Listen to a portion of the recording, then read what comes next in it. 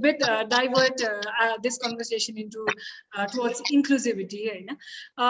We are launching our two-wheeler logistics. So how are we ensuring participation of women and LGBTQI community for gender-friendly in logistic industry? And how important is forming inclusivity based on gender? This question I'd like to ask to Suman Bhai as well as Baljit sir. I think Baljit sir can start, like how we are including all the genders, gender-based one, how we are including all the genders in logistic. How are we becoming friendly? Baljit sir, over to you. Thank you. I think, just to, by way of a little bit of backdrop, the so-called gig economy, right? We're calling it the gig economy. But this gig economy, it lacks many of the protections that you formally will find in a traditional workplace. And these protections include on-site supervisors, you've got unemployment coverage, you've got flexibility, benefits and worker compensation insurance, and a lot of these things are available in a traditional workplace. You don't find that in the gig economy. And this is where I think an added emphasis towards ensuring the rights of people that are going to be affected have to be taken into account. I'll just give you a statistic. I mean, all of us talk about Uber, right? And all of us talk about Lyft being the ones that revolutionize on, transportation logistics. I'm not sure any of you can guess what's the total percentage of women working in the workforce in Uber. It's 19%. And if you look at the total amount of women that are working in Lyft, it's less than 30%. So even in a developed and advanced economies like the United States and elsewhere, you still find places where women don't find themselves comfortable working in the so-called gig economy. So these are challenges that I think have to be encountered by having in place differentiated arrangements to protect women, and also other minority groups that will ensure the inclusion and participation in the gig economy. So this is where I think a conversation that we have started with Upaya, and I'll talk a little bit about it because I'm very proud of this conversation I'm having with you, along with my colleagues, Stuti and others in the team. One of the other things that I find is another statistic that I think we should all be aware of around the world, and it's primarily done in Asia, is of women. I mean, one of the larger things that women find about working in the gig economy is the flexibility, the flexibility that they desire in the job. And this is the primary advantage of independent work, if we are to encourage that with women entrepreneurs and others who want to come into the workplace. Now, that's important. The other important aspect is the role of the LGBTQ community. I think this is very, very important. And I wanted to cite another good example. I mean, I'm not sure how many of you probably follow the example of Tata Steel. Tata Steel in India has been recognized last year as the best performing company when it comes to advancing the equality of LGBTQ people. This is indeed commendable, and only today, and if you just read the article, I was just glancing through it, so happened it is so, I would say, there was a news announcement today coming out in the Indian media saying that Tata Steel to hire transgender people exclusively as heavy earth moving machinery operators in their plant in Jharkhand. This shows you the commitment that the company is making towards ensuring the rights of people that do have the ability to come in and be a part of the workforce. And another important aspect of this company is that they introduced a new human resource policy in early 2020, which has enabled its employees from the LGBT community to declare their partners and avail all the human resource benefits permissible under the law. Okay? And by partners, it meant people of the same sex living like a married couple. Okay, so this is revolutionary. Okay, I mean, Indian culture is very similar to our culture. If they can do it, why can't we? And I think in a number of cases, I find Nepal to be a lot more progressive in the way it thinks and does things. So we have examples right across the border that we could be looking at. So when it comes to Upaya, these conversations are not new to you, someone in your team. My team works with you very hard and having these conversations. I know these are difficult and tough conversations, but nevertheless, I like the fact that you are open to these conversations and these experiences that we see across. I like the fact that you've started reaching out to a lot of the prominent NGOs, the Metis Nepal, the Portuguese, the Amcas Nepal, and really trying to work with them towards ensuring that you can do something more than just hearsay or just lip service to this, because everybody wants to go and talk to these organizations.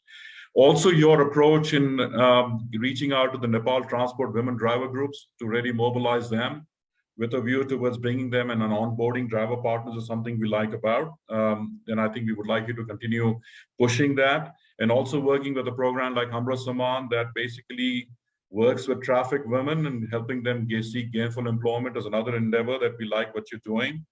Plus your approach and the network of corporate houses that you work with, in various different segments, and impressing upon them the fact that they should be looking at this opportunity together with you, because they are your customers and your clients. By extension, they should also be able to deliver the same message. And finally, I know that you've started a program, something called Inclusion with Space for All, a campaign that you've started with us, working along with us. I'd love to see that campaign take on that meaning and that added level of spirit that we want to see, working along with these various specific groups, and let Upaya become the Tata Steel of Nepal, maybe better than the Tata Steel of Nepal. That's what I would like you to do, Suman. Thank you. Thank you so much, Baljit sir. So well said. I mean, we would love to see that, and we would love to be that as well. Suman, would you like to add anything on that? Yes.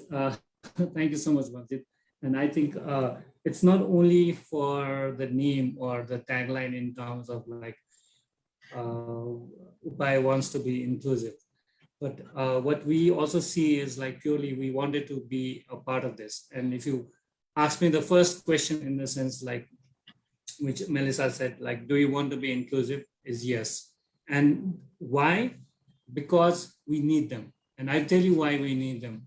In the sense like, unlike four-wheelers, which is like very, very male dominated, and plus in terms of like, it's a different kind of a industry altogether. For the two-wheeler side, right, this culture hasn't started with the ride-sharing app by Tutul Patel, who's come in, and a lot of youngsters, especially college-going students and people who think like they could make and earn a living, have started working on two-wheeler ride-sharing and started earning. Now, in two-wheeler ride-sharing, the issue is like if a woman rider or a non-binary gender people would do that, there is some sort of awkwardness in terms of the harassment, because there are like two people sitting in one place together, right? And which obviously they are strangers.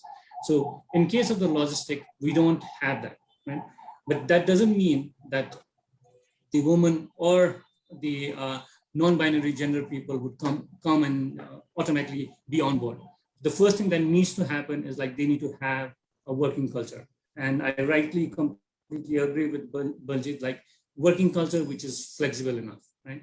We started with this whole two-wheeler onboarding, and the whole rule was like, okay, any riders who joins us needs to work for 8 hours. Now, when we did that, it would again, and we started encouraging a lot of women to actually come in, especially the housewife would actually spare some time of theirs and actually start earning while their spouses have gone to work, or any girl student who's actually got a part-time thing to do. But then that eight-hour culture would not work for them. So what we did was now we would come up with a 4 hours working culture. So now key is finding them a right working culture. Not only that, then we also have a policy to actually give a menstrual leave for these women riders, so that they feel quite comfortable coming up, and whenever it's as per the periodical phase, they could take a leave off. In terms of the other riders, other male riders, it may not be that privileged as such. So first thing that we wanted to create was the working culture, and that's what we are now encouraging. And like you said, we really wanted to reach out to all the possible women riders to come on board and work with us. And we need them because in terms of the male riders who's actually worked with ride-sharing companies, they have a different mentality. Here, we want to retain them. If we can retain them, and if they are dedicated working with CityCargo, the ultimate benefit is passed on to our customers, where a dedicated kind of a quality kind of a service will be provided. Right? Second thing, now only just having a working culture does not suffice everything. So second, like it needs to be safe, right? So we have a measure for safety where we ensure that any women riders or any non-binary gender riders who joins us would have few things in place. One, they would be tracked in terms of wherever they go to actually to actually provide service to our customers.